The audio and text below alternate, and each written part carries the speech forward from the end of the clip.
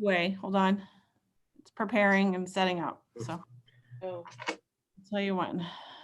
Yeah. Alex, turn your computer or your iPad landscape.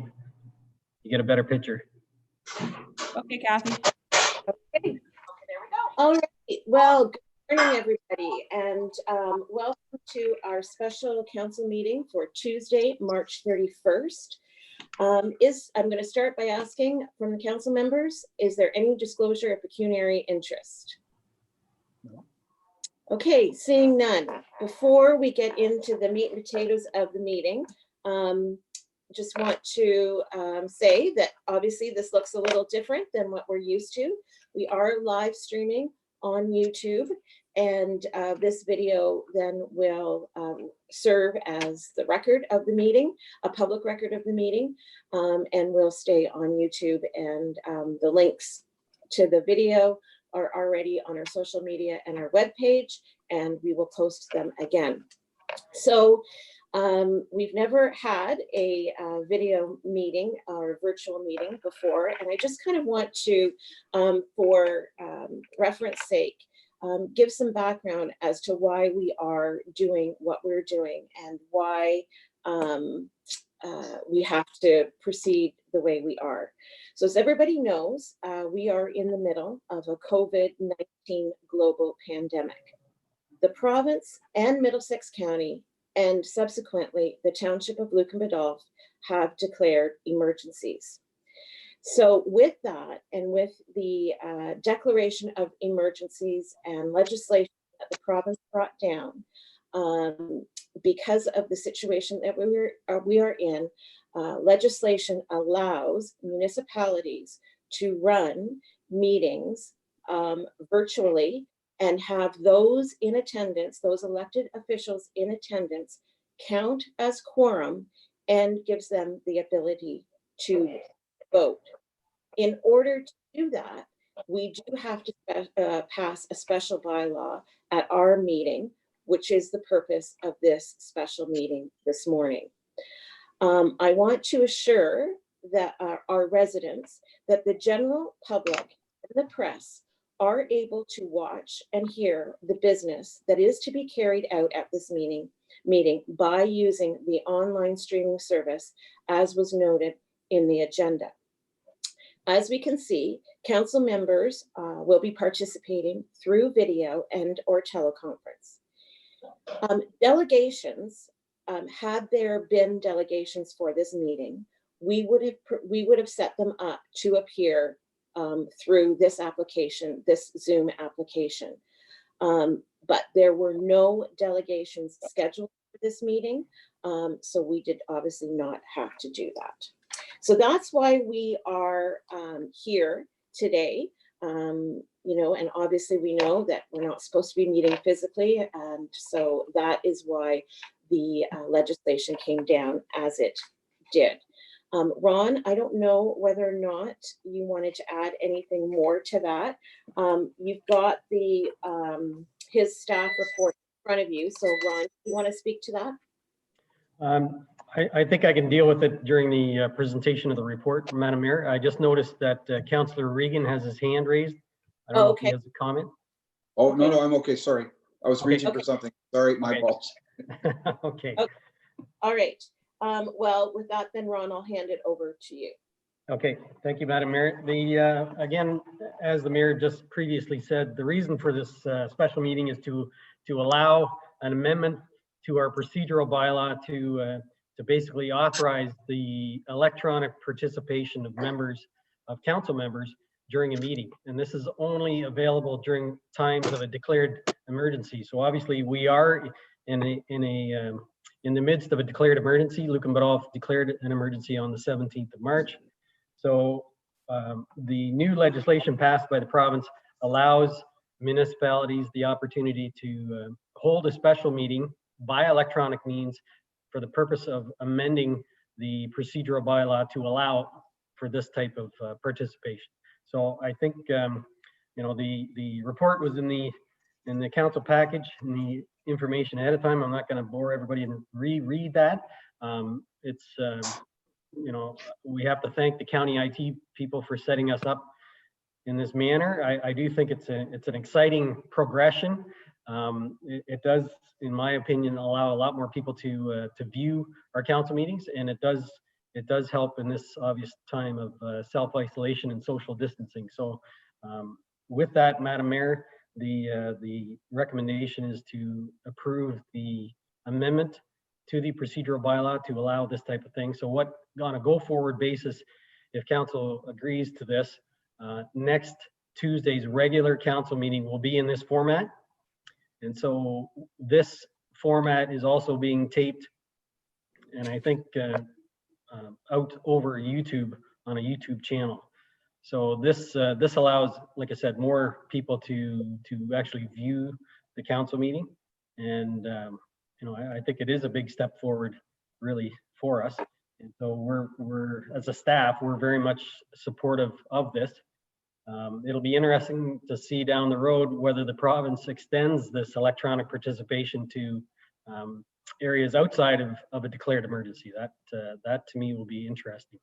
So with that, I'll hand it back over to the mayor, but we do need, and I will make clear that we need to pass the amendment at this point in the meeting. So that's a little bit different than normal. In a normal meeting, we would hold all bylaw passages until the end of the meeting, but because of the amendment requirement, we need to pass the bylaw at this point in the meeting, and then we can carry on with the second item on the agenda today. Okay, so the first thing that we'll do after I open it up for after any questions are entertained, council, is that we'll need a motion to accept the recommendation from the clerk and then pass the bylaw, and we'll do the first, second, and third reading at this time. So just to be clear on that. So with that, and as Ron said, this is just for emergency situations. So, and I believe, and maybe correct me if I'm wrong, the emergency legislation does specifically note the COVID pandemic. So when all of this is lifted, it's not like we can continue on like this come July, so to speak. So, yeah, Ron? Sorry, Madam Mayor, the actual legislative section here says the municipality or local board may hold a special meeting to amend an applicable procedure bylaw for the purposes of subsection 3.3 during any period where an emergency has been declared to exist in all or part of the municipality under section 4 or 7.0.1 of the Emergency Management and Civil Protection Act. And despite subsection 3.1, a member participating electronically in any such special meeting may be counted in determining whether or not a quorum of members is present at any time during the meeting. So it actually doesn't say COVID, so that's a good thing. That's a good thing. So it's during any declared emergency. So perfect. Thank you for that. Okay, council, any questions at this time on that? Good. Okay, so seeing none, I do need a motion, and it just should be noted too for anybody that's watching us that Tina, our deputy clerk, is taking actual physical minutes of the meeting at this time. So I need a motion, excuse me, to accept the recommendation that we adopt the procedural bylaw. So mover and seconder for that. I'll move that. Reagan, Daniel, and seconded by Dave Manders, the deputy mayor. Okay, all in favor, and raise your hands for that. And I see 4 hands and mine, so that is carried. Madam Mayor, could I possibly get Tina Murner to sort of give the wording of the actual motion, because I think that's important. Yeah. The wording for the confirming motion, Ron? No, for the procedural bylaw amendment. Right. So if you could just say out loud the actual wording of the motion. Yep. That if no one cares to speak to this bylaw on its first, second, and third reading, that it be considered to have been read a first time and passed, read a second time and passed, read a third time and passed, and that it be numbered 11-2020 procedural bylaw. Okay, and a mover and seconder for that. A mover and seconder for Alex and Peter.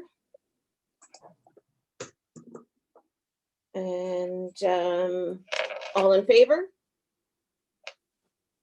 Great, and I see hands, so that's good. And that is carried. So thank you very much. So we are allowed, because the agenda did post that we were going to be bringing up another order of business, and that comes from the finance department with regards to deferral of penalties and late fees.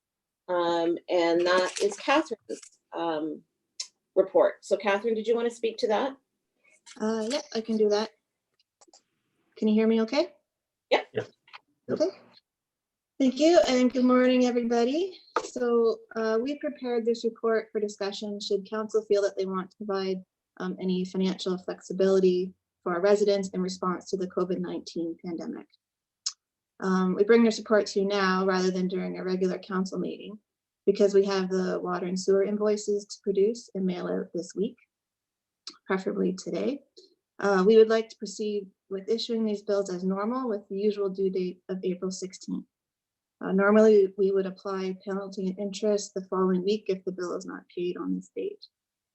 If council wants to allow the bill payer some flexibility on when the payment is made, we can defer the application of the penalty and interest for a period of time, somewhere in the 60 to 90-day range. Some bill payers may be waiting for the federal or provincial government COVID-19 financial assistance programs to roll out and start seeing the funds distributed to them in order to make this payment. As well, we plan to continue with the pre-authorized payments for April 16th. We will be posting a reminder to residents on our website should they want to be removed from this PAP run to contact the office by 4:30 on April 13th. They can then make the payment a different way under their own control. We also suggest waiving any NSF charges from the PAP or any posted checks until June 30th of this year. That's it in a nutshell. Don't know if Ron or Tracy has anything they want to add to that.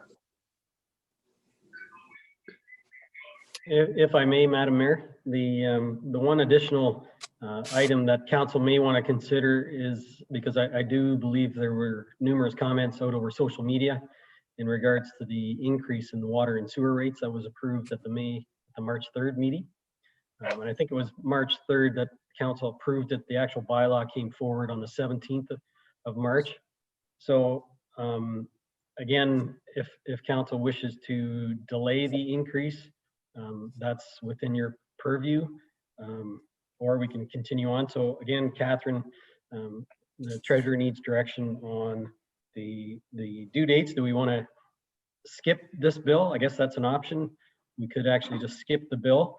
That does create some cash flow issues, and it does sort of deviate from the standard. And I think, Madam Mayor, I think you and I had this conversation that as best as possible, we should try and carry on and keep things as normal as possible. I think the opportunity exists for council to not charge interest and penalty on those who are just financially not able to pay their bill on the due date. So I think that's the easiest way for us to carry forward. For those that are still working and can afford to pay as normal, they should pay. Hopefully they will pay as normal. And you know, for those that do find themselves in financial difficulty, we would give them an option to basically delay the payment of that bill until they're back on their feet and back working. So, thank you. Okay. Catherine, did you have anything to add to that before I open it up? No, we can discuss. Tracy, Tracy, if you've got something to say, or if you want to add anything, Tracy, just unmute and let me know.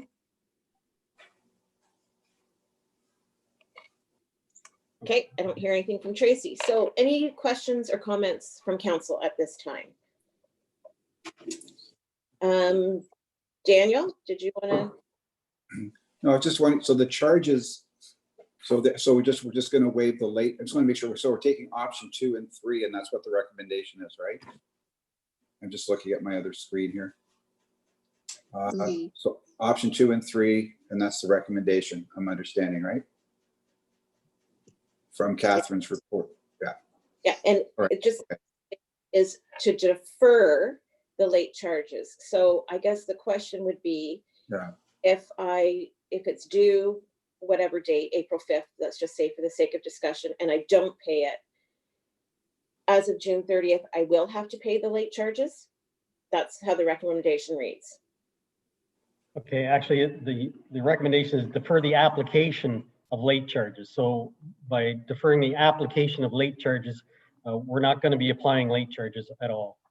Okay, but I think the question that council needs to make a decision on is that 30 days, is that 60 days, or is it 90 days? And I understand from the billing software that the maximum is 90 days. Just, Daniel, yep. Madam Mayor, thank you. Just, so what's the cycle? Is it every 90 days the bills are paid? Correct. It's every 90 days. All right. Okay. All right. Thank you. Any other questions or comments from members of council?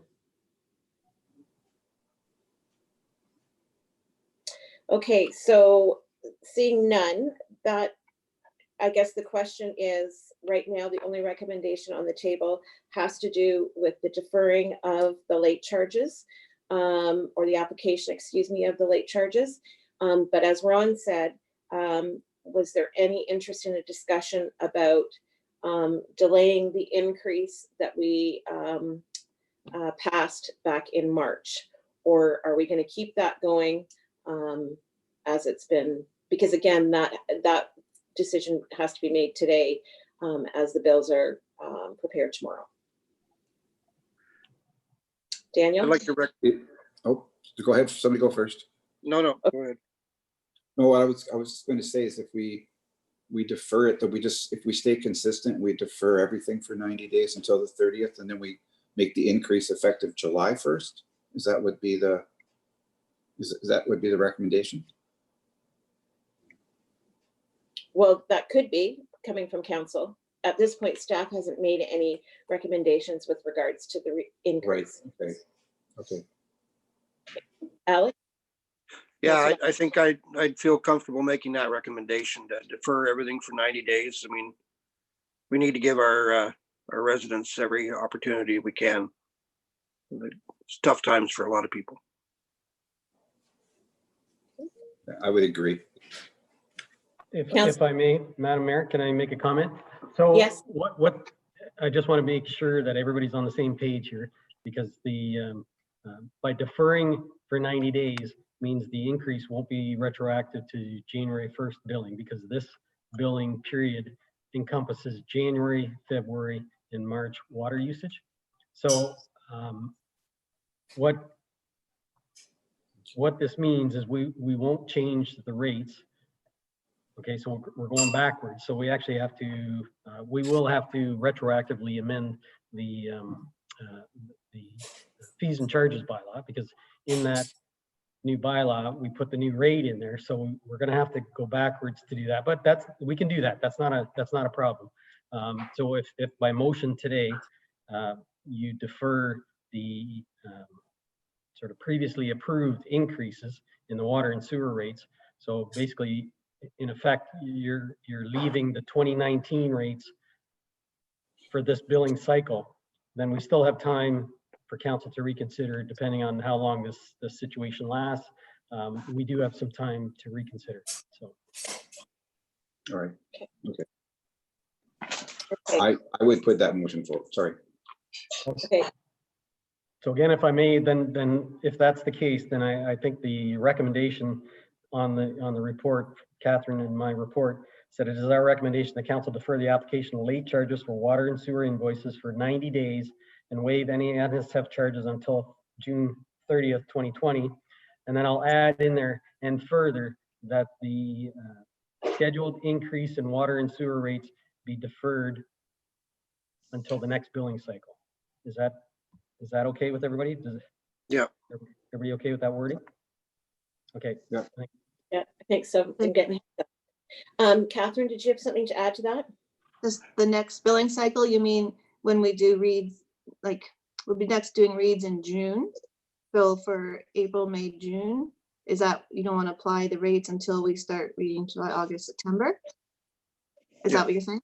So really, you're doing it for 2 billing cycles, not increasing the rates.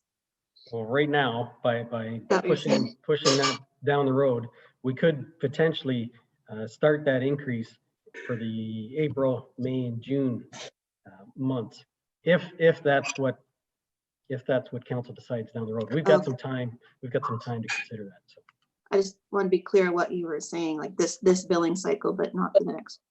So should Or- we, instead of using billing cycle, do you want to say until June 30th? Just to keep the date, June 30th, sure, yeah, Then that we- would work. gets applied. Yeah, and when the increase would be applied? So, That's fine. all right, and then, so, and I don't expect you to have this off the top of your head, but maybe for councils, just for the council meeting, just for information, just so that we know what sort of impact not increasing the rate from January to now, like what that does to the budget. And that can just be for information, just so we. Okay. Okay.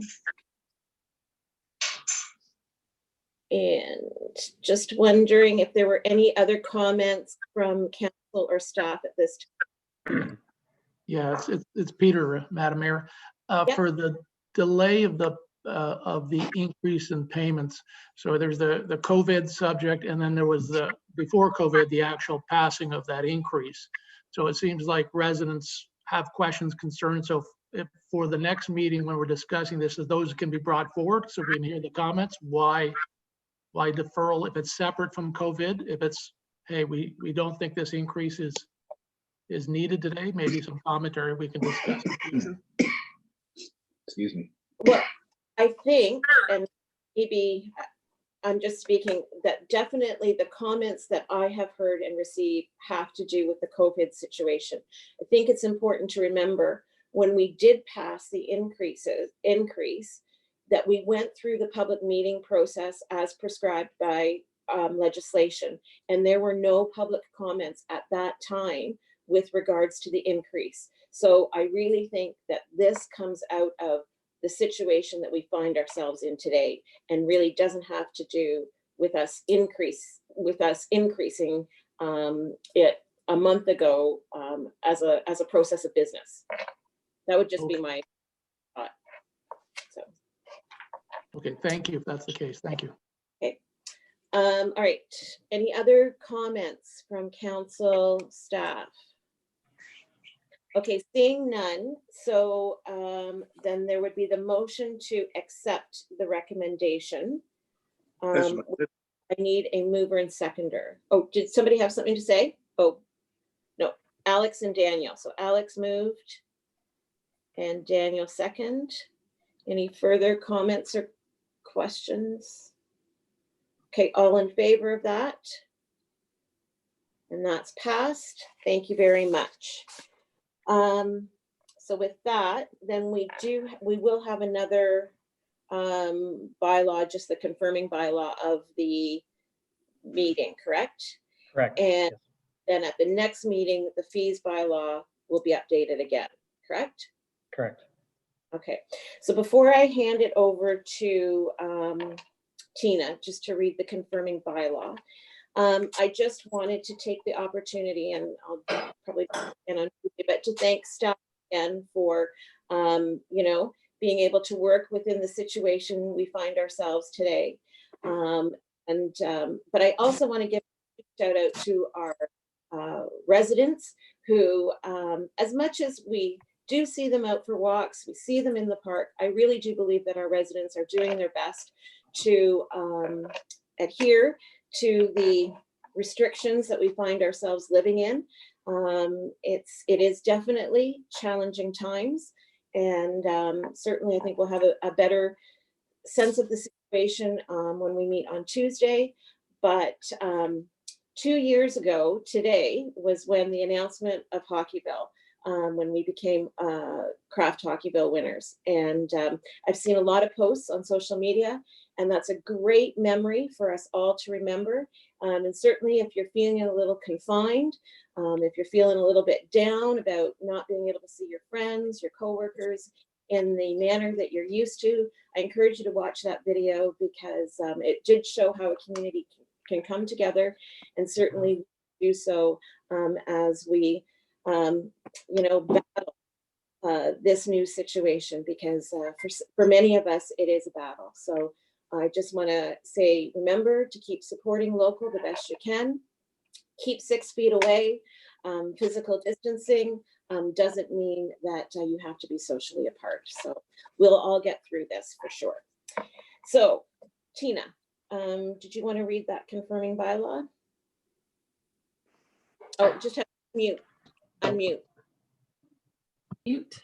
There we go. Okay. That if no one cares to speak to this bylaw on its first, second, and third reading, that it be considered to have been read a first time and passed, read a second time and passed, read a third time and passed, and that it be numbered 12-2020 confirming bylaw. Great. Mover and seconder for that, please. Daniel and Dave. Okay, all in favor? And that is carried. And then I just need a motion to adjourn at 10:31. Mover and seconder for that. All in favor? And that's carried. Thank you very much. I think it was quite successful. Thanks to the county IT. Have a great day, everybody.